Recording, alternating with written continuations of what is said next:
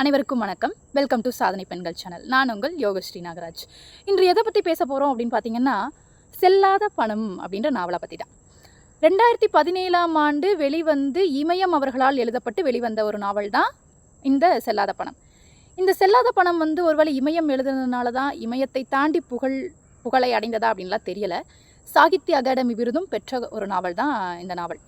இந்த நாவலுடைய கதைக்களம் படிக்கணும் அப்படின்னா ரொம்ப மன தைரியமும் மனப்பக்குவமும் உள்ளவர்களால் தான் படிக்க முடியும். ஏன் சொல்கிறேன்னா, அந்த நாவலில் வரக்கூடிய கதாபாத்திரம் ரேவதி அப்படின்ற ஒரு கதாபாத்திரம் ரொம்ப கஷ்டத்தை அனுபவிச்சிருப்பாங்க.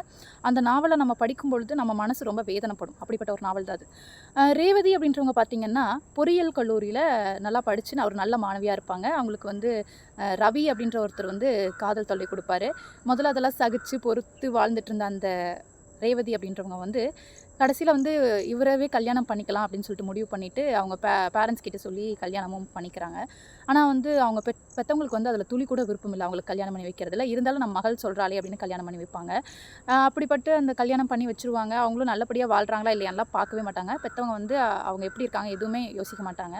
கல்யாணம் மட்டும் பண்ணி வச்சுட்டு அதோட கடமை முடிஞ்சுது அப்படின்ற மாதிரி இருந்துருவாங்க. ஆனால் ரேவதியை எப்படின்னா, அவங்க ரவி அவங்க ஆட்டோ ஓட்டுறவர் தான், குடிகாரர். ரொம்ப குடிச்சிட்டு தினமும் உங்கள் பெற்றவங்க என்னை ஏற்றுக்கல, உங்கள் பெற்றவங்க என்னை ஒரு பொருட்டாகவே மதிக்க மாட்டேங்கிறாங்க, என்னை மதிக்க மாட்டேங்கிறாங்க, எனக்கு சுயமரியாதை கொடுக்க மாட்டேங்கிறாங்கன்னு சொல்லிட்டு ரேவதியை போட்டு தினமும் அடித்து கஷ்டப்படுத்துவார். ரொம்ப அடிப்பார், போட்டு குடிச்சிட்டு அடிப்பார்.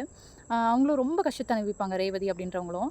அப்புறம் ரேவதி என்ன ஆகும் அப்படின்னு பார்த்தீங்கன்னா, ரேவதி அவங்க ஒரு நாள் சமையல் அறையில் அடுப்பில் வேலை செஞ்சுட்டு இருக்கும்பொழுது மண்ணெண்ணெய் இது பண்ணி இறந்துருவாங்க. அந்த இறக்கக்கூடிய சூழலில் அவங்க பெற்றவங்க 10 லட்சம் ரூபாய் நோட்டை கட்டை எடுத்துகிட்டு மருத்துவமனையில் டாக்டர்கிட்ட வச்சுட்டு, எப்படியாவது என் மகளை காப்பாற்றிருங்க, 10 லட்சம் இன்னும் எவ்வளோ பணம் வேணாலும் தரோம், என்னுடைய மகளை காப்பாற்றிருங்க அப்படின்னு சொல்லுவாங்க. இவ்வளோ நாளாக தன்னுடைய மகள் எப்படி இருக்காங்கன்னு கூட பார்க்காம கண்டுக்காமல் இருந்த தன்னுடைய பெற்றோர் அவளுக்கு ஒன்றுனா உடனே பணத்தை வச்சுட்டு எப்படியாவது காப்பாற்றிருங்கன்னு அவங்க அழுவாங்க.